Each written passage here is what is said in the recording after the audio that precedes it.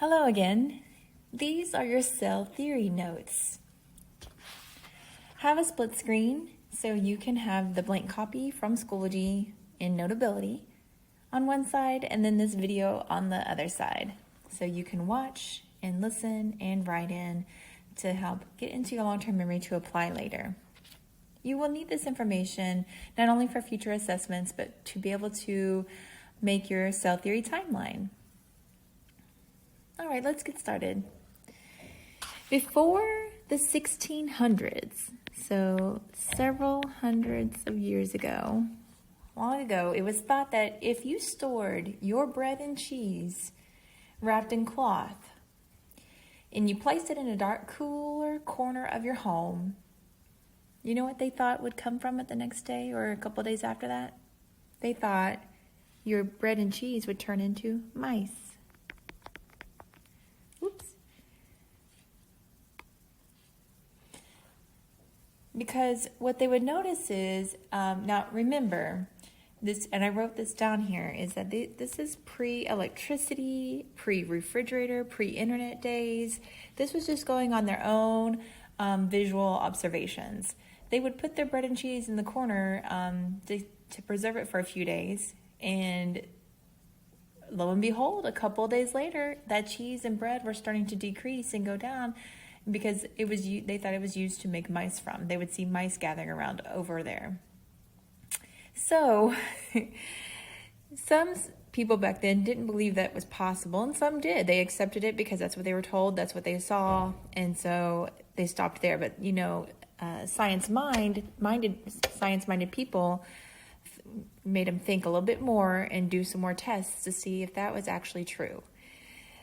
So at that time, people believed that living things could come from non-living things.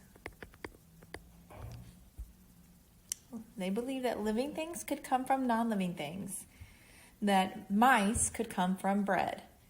They also believed that flies could be born from meat. So there's a name for this. It's called, this outdated belief is known as spontaneous generation. I'll spell spontaneous for you if you're not looking at the screen. S-P-O-N-T-A-N-E-O-U-S. Spontaneous means like all of a sudden, very rapid, instant. And then generation. So they thought this spontaneous generation was that you could get living things be produced from non-living things. And just to have a little guide here, living is a word we've been talking about, biotic, because bio means life. And non-living, as you know, means abiotic.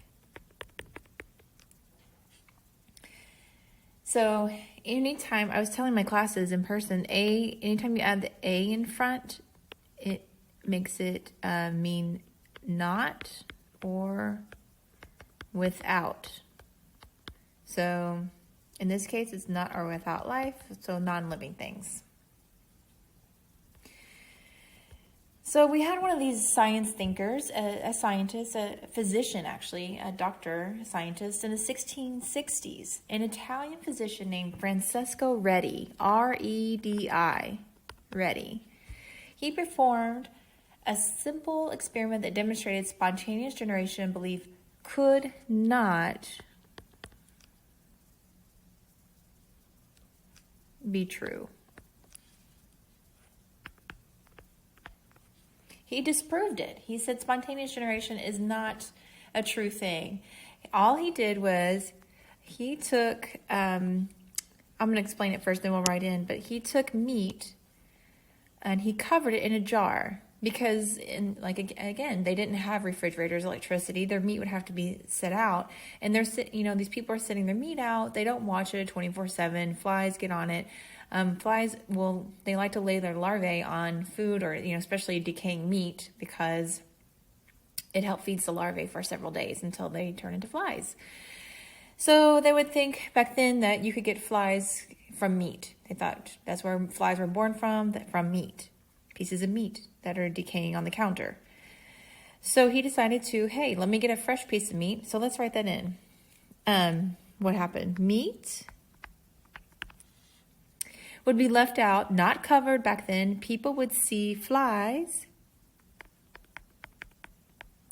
all over their left out meat, thinking decaying meat would produce flies. That's what they thought. That's spontaneous generation. So what Reddy did, the physician Reddy, he covered his fresh meat that he brought home. He covered fresh meat in a jar with a lid and let it sit out for a few days. So you can see that in the picture. He covered it with a lid. And after a few days, there were no flies coming from it. Not at all. He also, it shows where he had a cloth there, and flies, they can smell it. They have a keen sense of smell, especially things that are rotting.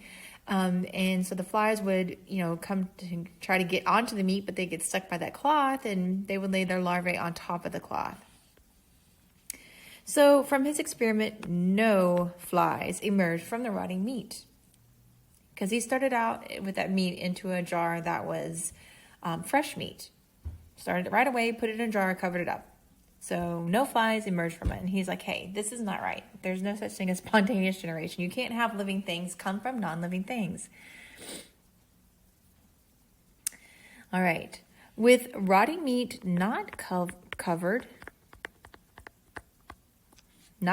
flies would lay their eggs on it, which turn into maggots. And just so you know, maggots are fly larvae. Like the fly eggs, they turn into the larvae, which then turn into flies. They feed off of the meat. So they need their meat to be able to emerge as a fly.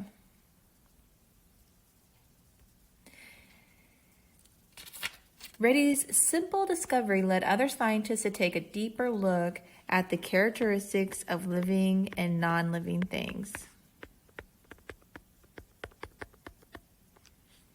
Take a deeper look at the characteristics of living and non-living things.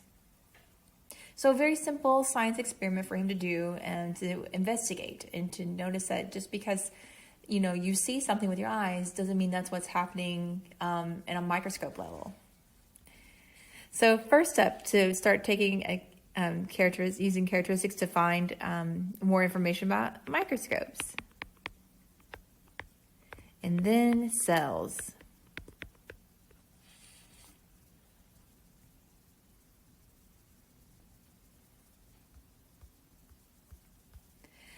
Scientists' contributions to knowing about cells.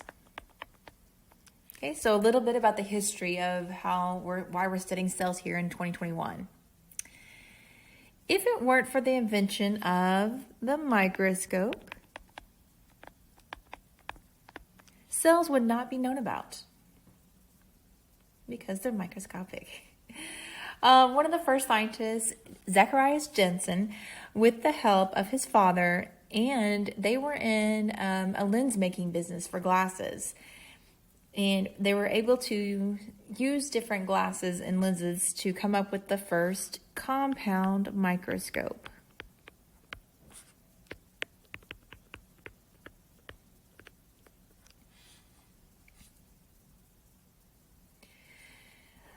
Many years later, Anton van Leeuwenhoek, he would grind up lenses to meld together to magnify anything he could get his hands on. He wanted to look at everything and see what, just because we can't see with our eyes, we might be able to see something under his lenses that he was grinding together and molding and melding together. He was the first to see bacteria under a microscope.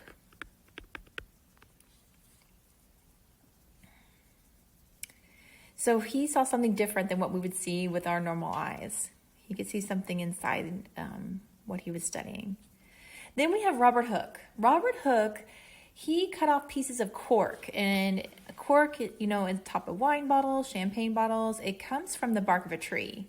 So he cut little slivers off and put it under the microscope. And when he magnified it, he saw many, many of these rectangle-like compartments in which he decided to call cells.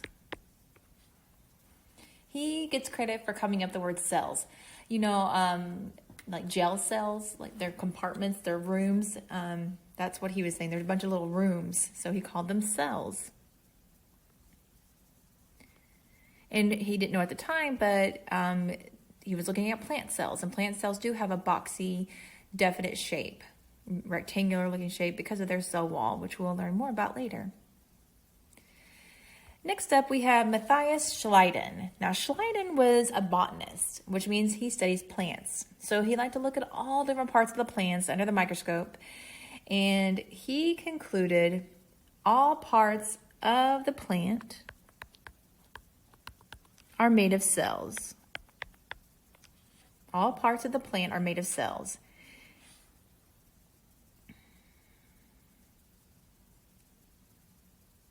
He declared the cell is the basic building block of all plants. That's what the simplest part of life of a plant is the cell. Then we have, a few years later, Theodor Schwann. And Schwann was a biologist. That means he studies living things. He looked at animal tissues under the microscope. So you have Schleiden up here that looked at plants because he's a botanist. But then Schwann was a biologist, so he looked at a lot of living things. But he noticed that animals kind of follow the same pattern as plants. He concluded all animal tissues are made of cells. How many times are you going to write cells on here, huh? He concluded all animal tissues are made of cells. Schleiden and Schwann worked together. Oh, sorry about that. I see there's two togethers. They worked together. They were tight buddies to come up with the cell theory. Okay? Schleiden and Schwann. They used all of the research ahead of them from other scientists about cells and the work of all the scientists that came up with the microscope to be able to come up with the cell theory. Last scientist we're going to talk about is Rudolf Virchow. He was a pathologist scientist, and a pathologist studies body tissues. So he looked at a lot of different cells and tissues of the body, and he observed diseases come from malfunctioning cells of the body. Now, how that's significant is that, first of all, let's talk about the word malfunctioning. Malfunctioning is a huge word that means that the cells weren't normal, that they weren't working correctly, functioning correctly, they didn't look right, something was wrong with them. So he could see that most cells looked similar in the same organism. All their cells for that particular part of the body looked same. And when there was malfunctioning ones, there was problems happening. And he concluded that cells come from other, guess what it is? You got it, come from other cells. He concluded cells come from other cells because malfunctioning cells create other cells that have problems. And he was observing that, specific organisms are going to have the same kind of cells being produced over and over again. After numerous and millions, I'm going to say millions of observations of cells viewed under microscopes by multiple scientists over the many years, the cell theory was written and adopted. Let's write in this parts of the cell theory. You will be responsible for knowing the 3 parts of the cell theory. So let's start with the first one. They all make sense, and it's stuff that we do know, and it's still relevant today. They have not disproven these 3 theories. We have disproven spontaneous generation. We rejected it. But the cell theory is still true. All living things are made of cells.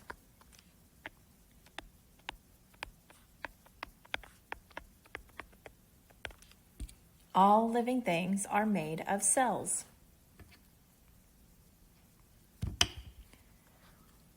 Second thing, cells are the basic unit of life. Cells are the basic unit of life.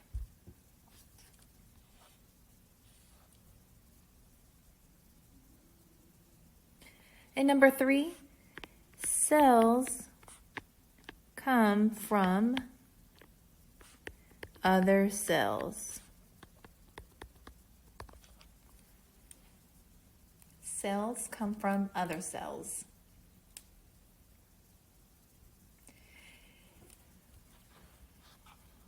And like I mentioned, all of this cell theory, those 3 parts, they are still true today. Please make sure that you have these completed. You'll be needing to hear this video again or read over them again to get it soaked into your brain a couple of times this week. Next week too would be good. And put these in your ISN. Thank you. Goodbye.